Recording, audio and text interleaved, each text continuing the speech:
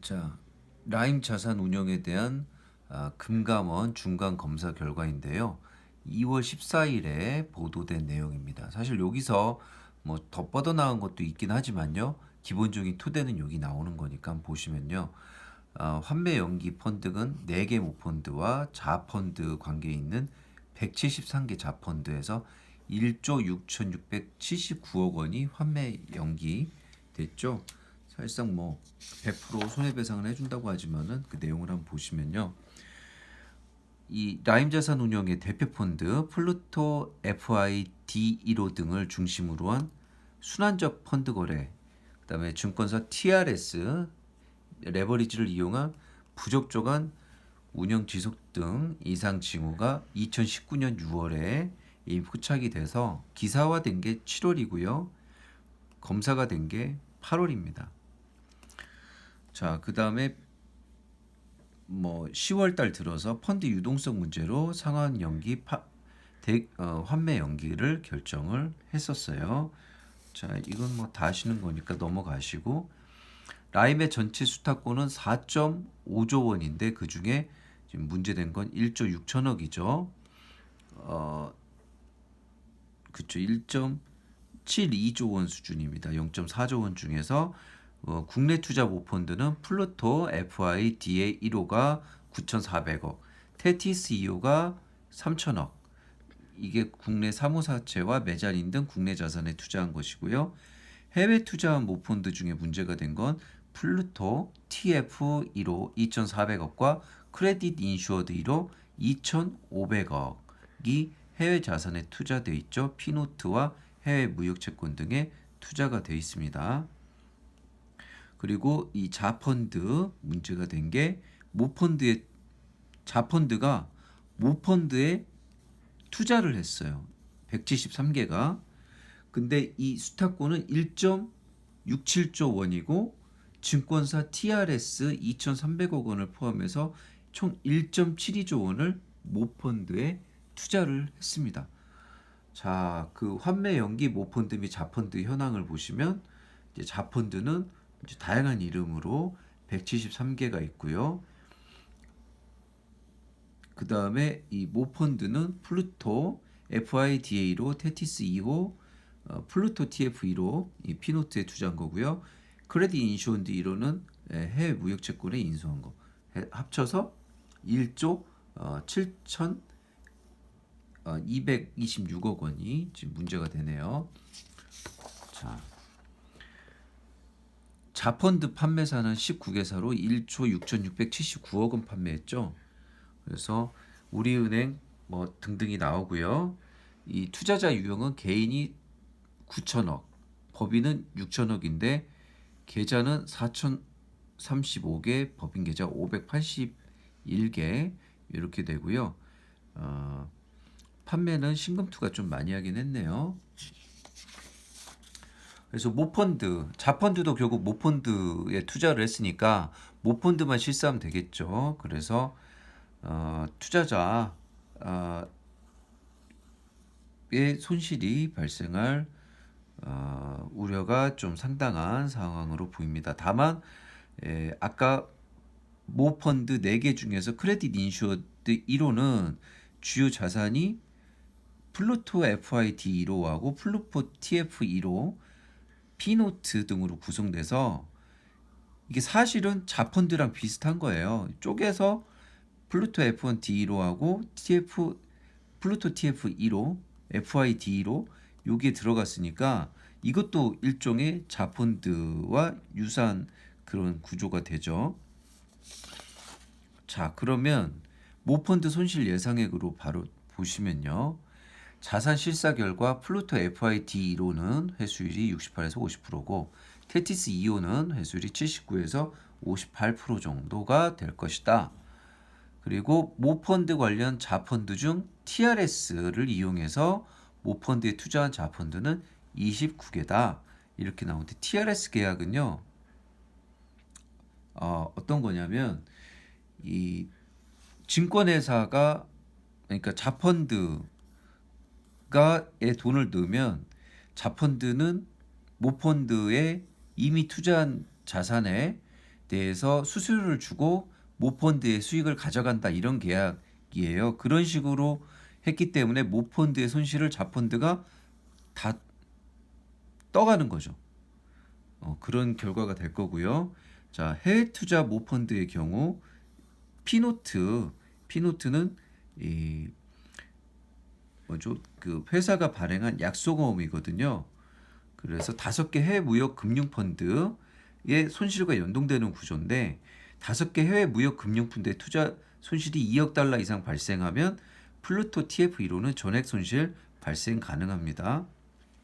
그런데 이미 2020년 2월 하순에 1억 불의 원금 상각이 발생했어요. 그다음에 4번 크레딧 인슈어드 1호 같은 경우는 3개 모펀드를 실사해야 최종 결정이 됩니다. 왜냐하면 플루토 FID 1호 요거죠. 플루토 TF 1호 요거죠. 피노트 요거잖아요. 요거에 투자했기 때문에 편입재산이 그렇기 때문에 그렇습니다. 그래서 지금 2월 달에 나왔던 중간 검사 결과를 보시면 검사 결과 개관해서 이제 큰 덩어리들을 보시는 거예요. 그래서 비시장성 자산에 투자를 하잖아요. 근데 만기가 불일치해요. 그러니까 나는 돈을 빨리 줘야 되는데 돈을 늦게 받아요. 그러니까 내가 주는 건 일단 내 돈으로 주고 나중에 돈을 받아서 메꿔야 돼. 그런 거를 만기 불일치 방식이라고 하거든요. 또 TRS를 통한 레버지를 활용했다는 거는 증권사 거래에서 많이 쓰이는 건데 증권사가 예를 들어 주식 1,000억어치를 사는데 나는 500억밖에 없어요. 그러면 내 돈 500억 주고 증권사 500억 대출을 받아서 1,000억어치를 사는 그 TRS 계약을 맺거든요. 그렇게 하고 거기 그 증권회사가 산 그 주식에서 수익이 발생하면 그 수익만 건네받는 그런 구조의 계약인데요. 그렇게 하면 이게 주식이 떨어질 때마다 추가로 돈을 메꾸라고 하거든요. 그러면 펀드 유동성 위험이 크게 증가합니다. 그래서 내부 통제 장치가 없으니까 준법 감시인이 역할을 못했다는 거예요. 그래서 운영력이 자기 맘대로 했더라. 그다음 비정상적 펀드 운영 설계, 수익만 추구하고 유동성 위험을 고려하지 않았다. 장단기 만기 불일치를 하면서 개방형 단기 폐쇄형 구조를 채택하여 유동성 리스크를 야기했다는 거는 돈 들어오는 거는 3년 후인데 개방형이니까 환매는 계속 해줘야 된다는 거예요. 그러니까 만기가 불일치하죠. 그 다음에 레버리지 효과를 많이 썼어요. TRS 거래 같은. 그래서 원금 이상의 자금을 갖다가 요 500억 있는데 사무사채를 1,000억어치를 TRS 거래를 통해서 샀다. 이런 식으로 거래를 했다고 보시면 될 것 같아요.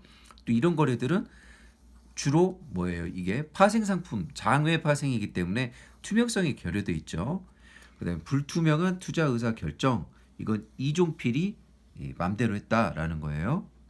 그래서 모펀드에서 손실이 발생한 그거를 자펀드의 TRS를 통해서 또 떠넘긴다던가 그다음에 타펀드 자금을 활용해서 부실 자산을 여기서 발생한 부실 자산을 이쪽 펀드에 넘기고 이쪽에는 현금을 준다던가 이런 걸 수차례 반복했고 또 거액의 부당이득도 취득을 해서 라임 임직원 전용 펀드를 통해서 진짜 좋은 건 자기네들끼리만 이익을 봤어요. 자, 그런 얘기들이고요. 자, 이게 개관이고요. 참고 주요 불건전 운영 사례를 보시면 3가지 유형이 나오는데요. 펀드 손실의 다른 펀드 전가. 어떻게 했냐면 A펀드가 투자한 법인이 있는데 거기서 컨버터블 펀드죠. 전환사채에 대해서 손실이 발생하면 B펀드를 또 만든 다음에 거기에서 신용등급과 담보가 없는 법인의 사무사채를 인수를 하고 이 M사는요. 그럼 B펀드를 통해서 M사 걸 사고 M사는 돈이 들어왔잖아요. 펀드에서 사채를 발행하고 돈이 들어왔으니까 그럼 그 자금으로 A펀드의 부실 시비를 액면가에 매수를 합니다. 그러니까 B펀드 자금으로 M사의 사무사채에 투자를 해서 매입을 하고요. 그럼 M사는 돈이 생겼잖아요. 현금이 들어왔잖아요. 그럼 그걸로 A펀드에 있는 부실 전환사채를 액면가로 매입해 주니까 A펀드는 손실이 발생 안 하죠. 이 말하자면 100원짜리가 돼버린 컨버터블 본드를 1,000원에 누가 사줬으니까. 그 특정 펀드, B 펀드 이익을 해하면서 A 펀드 이익 도모 금지 위반했고요. 펀드 간 우회 자금 지원도 했어요. 그러니까 자, D 펀드하고 E 펀드라고 했으면은 있다고 칠게요. 그럼 D 펀드가 다른 운용사의 OEM 펀드, 주문 제작형 펀드에 그러니까 비이클만 제공한 거죠. 거기에 가입을 하면 이 OEM 펀드가 다시 라임 E 펀드의 비시장성 자산을 매수하는 방법으로 또 자금을 지원했어요. 그래서 연계거래 금지를 위반했고, 그 다음에 개인적 이익 취득. 그래서 진짜 이거는 큰 이익이 발생이 확실하다. 그럼 임직원 전용 펀드를 만들어서 자기들끼리만 투자를 하는 직무 관련 정보 이용 금지를 범했다. 이런 얘기를 지금 정리해놨고요. 자, 국내 펀드 중에 아니죠. 국내 펀드가 아니라 해외 투자 모펀드, 해외 투자 모펀드죠. 플루토 TF1호 무역금융 펀드 관련 사례를 보시면 무역금융 펀드에서 부실 발생 사실을 은폐했고요. 그런데도 지속 판매했다는 겁니다. 자, 쭉 보시면요. 최초의 라임의 무역금융펀드는 신금투 명의로 해외 무역금융펀드에 투자합니다. 여기서 신한금투 TRS 레버리지를 이용하는 거예요.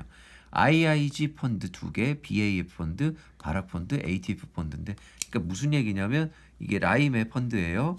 여기가 신금투예요. 그러면은 신금투가 해외 무역금융 펀드에 투자를 하면은 여기서 TRS 계약만 맺어서 여기 수수료를 주고요. 그럼 신금투는 여기 이 펀드에서 생기는 이익을 라임에 주는 계약이에요.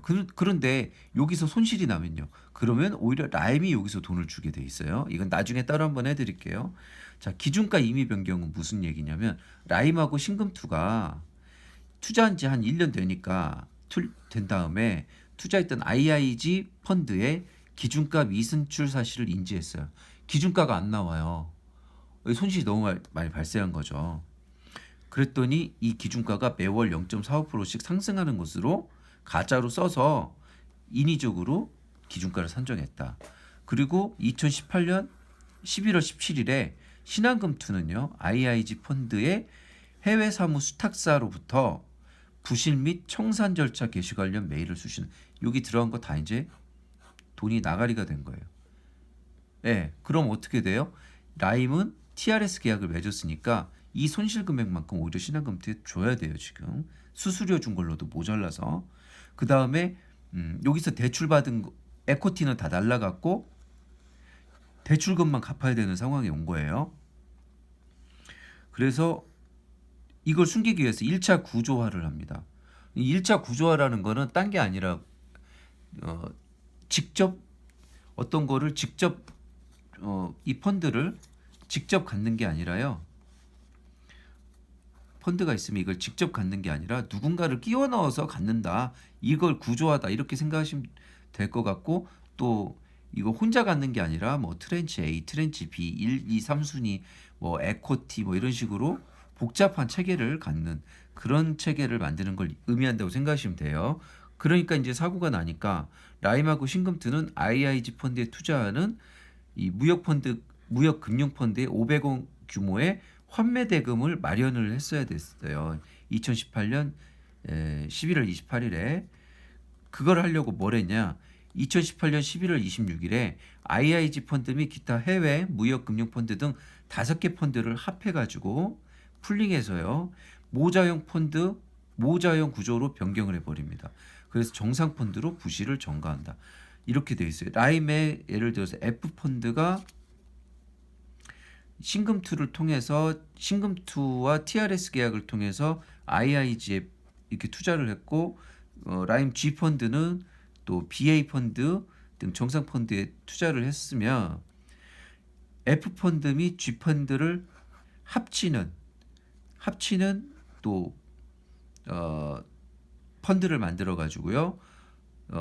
라임 펀드 F 펀드와 G 펀드가 플루토 TF1호에 투자하는 걸로 하고 플루토 TF1호가 IIG 펀드 및 정상 펀드에 각각 투자하는 구조로 지금 바꿨다는 거예요. F하고 G가 완전 빵꾸나게 생겼으니까 이 자산은 플루토 TF1호로 넘기고 그 대가로 요 지분을 F하고 G펀드가 가져간다. 이렇게 한번 일자 구조화를 했다는 거예요.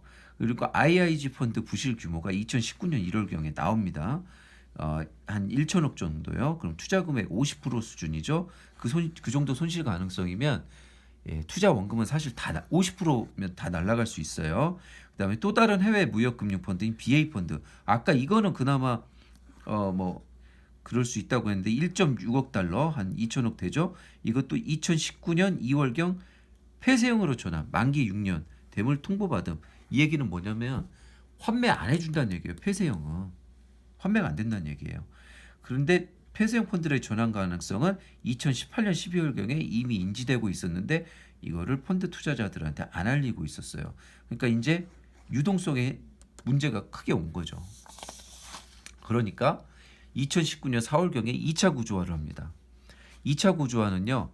IIG 펀드의 부실 은폐 및 BAF 펀드의 환매 불가에 대응하기 위해서 해외 무역금융 펀드를 해외 SPC, 케이먼 제도에 있는 SPC의 장부가로 이게 다 부실됐는데 처음에 취득한 가격이잖아요. 처음 취득가. 그런데 지금 취득한 이후에 0원이 돼 버렸는데 장부가로 처분하는 걸로 아무도 안 사주는 거. SPC 만들어서 장부가로 처분하는 걸로 정리를 하고 그 대가로 P노트 약소거음을 수취하는 구조로 계약을 변경합니다. 싱가포르에 있는 어떤 회사의 약소거음을 받는 거죠. 자, 그래서 특정 펀드에 이익을 해하면서 다른 펀드 이익 도모 금지, 집합 투자 재산 공정평가 의무 등 다 문제가 되고 부당하게 판매하고 운영 보수 등의 이익을 취득한 게 특경법상 사기에 해당할 소지가 있다. 이렇게 얘기를 하네요. 다시 한번 이제 플루토 TF1호 무역금융펀드에 대해서 투자 진행 경과가 나오네요. 한 1년 정도 보면 기준가격 미산출 사실인지 뭐 부실 및 청산 절차 개시 이거를 이제 2018년에 아니까 자펀드가 여기 투자했던 거를 모펀드인 플루토 1호를 투자 방식 자펀드에서 투자한 걸 모펀드에 넘기고 모펀드 지분을 받는 방식으로 1차 구조화를 하고요. 그랬는데 IIG 펀드 말고 BAF 펀드도 만기 6년에 폐쇄형으로 전환돼서 이 환매 불가가 되니까 2019년 4월에 2차 구조화를 합니다. 케이먼 제도에 해외 SPC를 설립을 하고요. 해외 무역금융펀드 매매계약서 설립합니다. 그다음에 펀드 수익증권을 모두 장부가로 매각을 하고 그 대가로는 현금이 아니라 약소고음을 수취하는 2차 구조화를 하는 겁니다. 그래서 고정 이자 5%를 받고요. 원금 5억 불을 만기 3년에서 5년에 걸쳐서 받는 조건으로 이 펀드 수익증권을 팔아버린 거죠. 자회사가 갖고 있던 게 모회사 펀드에 대한 수익증권이었잖아요. 요걸 팔았다는 걸로 이해가 되네요. 자, 이런 식으로 중간 검사 결과가 나와가지고요. 향후 대응 방안이 이제 환매를 어떻게 해줄 거냐, 분쟁을 어떻게 조정해 줄 거냐, 앞으로 검사를 어떻게 할 거냐 이런 얘기들이 나왔던 겁니다. 자, 그래서 2019년 6월에 이상징후 포착 이후에 조사했던 내용들이 나오는데 나중에 제가 한번 다시 만들겠지만 라움 자산 운용은 이미 어느 정도 좀 보도가 돼 있는 부분이 있어요. 또 신금투에 관련 얘기도 나오고요. 자, 이 부분에 대해서 TRS나 이런 부분에 대해서도 나중에 따로 한번 설명을 드리도록 하겠습니다. 라임 모펀드 4개에 투자한 자펀드 판매 현황 이렇게 나오는데 지금 아까 해외 펀드 얘기 말씀드렸잖아요. 그 플루토 TF2로 무역금융 펀드 얘기를 드렸지만 이 자펀드에서 빵꾸가 나오면은 모펀드에 넘기고 모펀드에 수익증권을 받아가는 이런 식으로 해서 더 관련이 커졌을 수 있다. 이렇게 얘기가 되고 이렇게 이해를 해볼 수 있고요. 전체 투자자 대상으로는 단위는 억 원이죠. 자펀드 개수는 110개, 예, 자펀드 설정액은 1조 이렇게 되네요. 야, 그래서 총 피해액은 1조 6천억입니다. 테트스 2호는 3,700억, 플루토 TF 1호 2,400억, 크레딧 인슈어드 1호는 2,900억. 이렇게 나오네요. 이게 발표하는 통계마다 조금씩 숫자가 달라서요. 개인 투자자 상대로는 이게 6천억, 2천억, 1,600억, 1,700억 이렇게 됩니다. 어마어마한 투자인데 이 중간 검사 결과 이후에 나온 보도 나중에 한번 정리해서 다시 녹화하도록 하겠습니다.